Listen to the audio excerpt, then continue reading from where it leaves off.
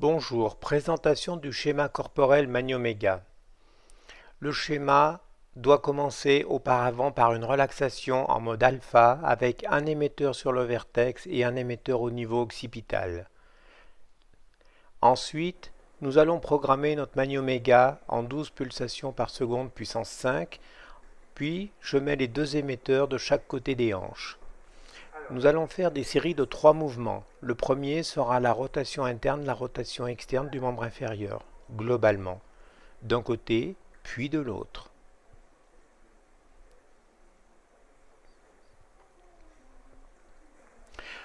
Ensuite, on va continuer en faisant flexion, extension en mode passif, dans l'amplitude possible par le patient. Puis contre-résistance à l'extension, puis à la flexion. Notez que la résistance sera toujours ajustée proportionnellement aux capacités du sujet. Le but étant de reprogrammer les propriocepteurs.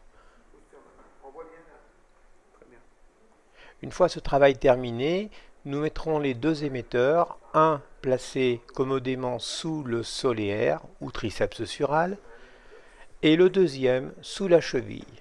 Puis nous commencerons, en prenant l'avant-pied d'une manière globale, à faire inversion et éversion. Vous noterez les amplitudes ainsi que d'éventuelles douleurs. Flexion, extension de la cheville, en passif, puis contre-résistance.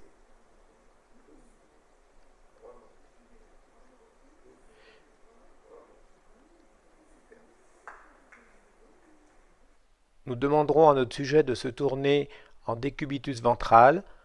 En mettant les deux émetteurs sur les fessiers, nous allons faire une flexion-extension du membre inférieur, d'abord en passif, puis contre-résistance à la flexion, puis à l'extension.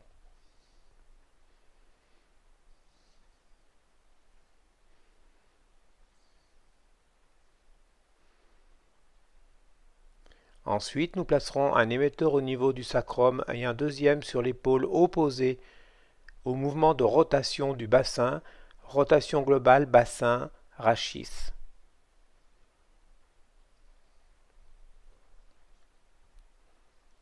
Puis nous ferons asseoir notre sujet au bord de la table en lui mettant un émetteur au niveau sacrum et un émetteur au niveau C7, et il devra réaliser des rotations globales droite-gauche, tête et regard compris. Ensuite, les deux émetteurs étant placés sur les trapèzes supérieurs, nous lui demanderons de hausser les épaules en inspirant et de relâcher en soufflant.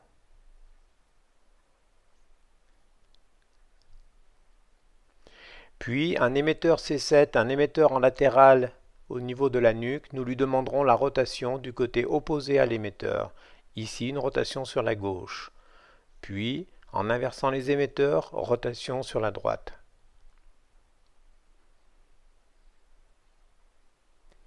Nous remettrons les deux émetteurs au niveau des trapèzes supérieurs, face postérieure, pour demander une inclinaison-extension de la tête.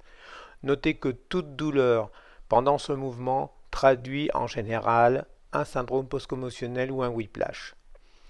Ensuite, nous remettrons l'émetteur en C7 et latéral de la nuque pour faire une inclinaison du côté opposé à l'émetteur. Ici, l'inclinaison sur la gauche, puis inversion des émetteurs et inclinaison sur la droite.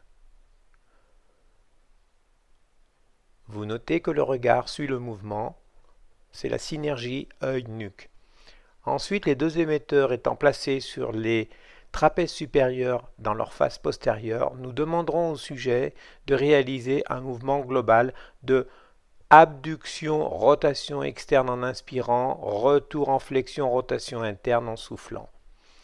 Donc, les deux émetteurs sur les trapèzes supérieurs, on inspire en abduction, rotation externe et on souffle en rotation interne, flexion.